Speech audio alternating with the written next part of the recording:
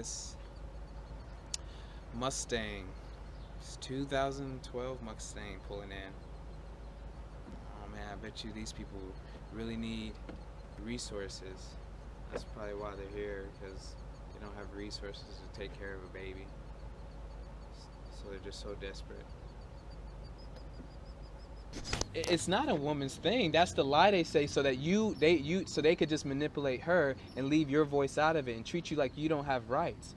Yeah, it's like in slavery days they said, well, it's a slave owner's decision to have slaves. Well, I guess it was, but it shouldn't have been. They shouldn't have had the choice to own slaves, and so she shouldn't have the choice to kill her child, really.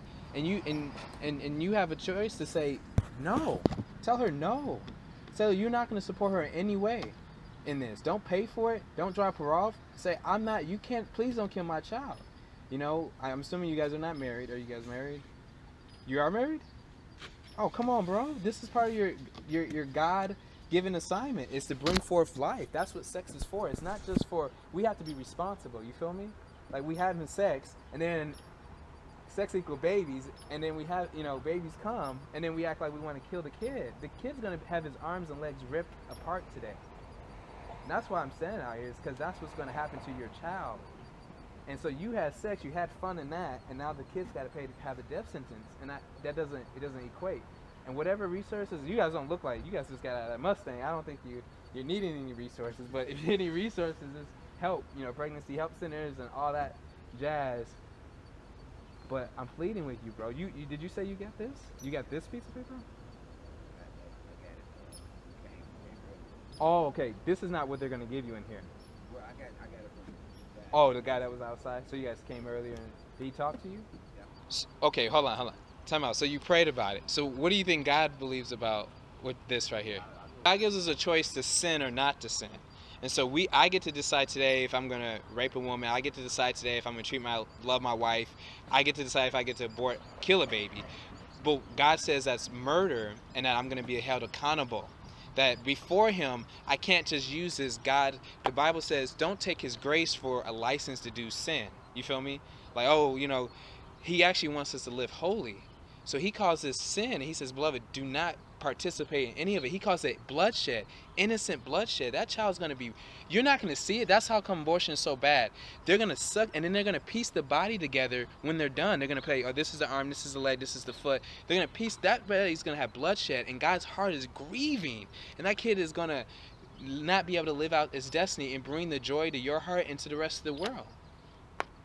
So, beloved, if you're praying about it, I could tell you the answer.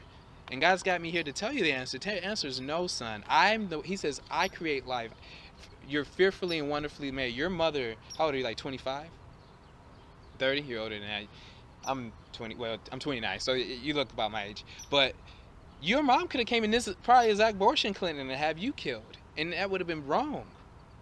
You know? And so, you know, and so the principle is don't let this happen to your child. You know what I'm saying? So he says, you're fearfully and wonderfully made. He made you in your mother's womb. You know, he knew the days ahead. He knew the plans before you even were conceived.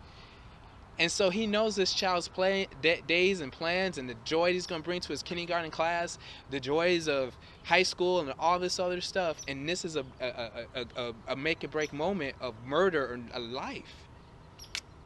I mean, you believe what I'm saying is true, right? But I believe, man, as her husband, you have the right to say, do not kill my child. I'm not going to have any part of it. This is going to tear your marriage apart, beloved, because the statistics on couples who go through abortions and divorce is high. It's extremely high, because you know this isn't right in your heart. She probably has a conscience, and you'll never forget the day you guys murder your baby. You'll never forget it, and it'll always haunt you. And the only thing that's going to help you is Christ. Going to have to help to piece the puzzle of your life, but you don't have to go through that pain. So you do have authority, beloved. Don't see, that's the world saying that you have authority as a man, you have authority as a husband to say, no, you know what, let's leave this. This is not the option. We had sex, we need to deal with the consequences. And let me tell you this, my man, I'm willing to adopt your child. Look at me real quick. I am. I'm not even lying. I got a 10-week-old at home. I'll adopt your kid. If that, but that, I know that's not what you really want. You wouldn't want that. But if you wouldn't let me adopt your kid, don't allow them to kill your kid. Like, give me your kid. I'll love your kid, and I'll raise them up to fear the Lord and live out their destiny. But please don't pay these people. I'll pay you to adopt your kid. Don't pay these people to kill your kid.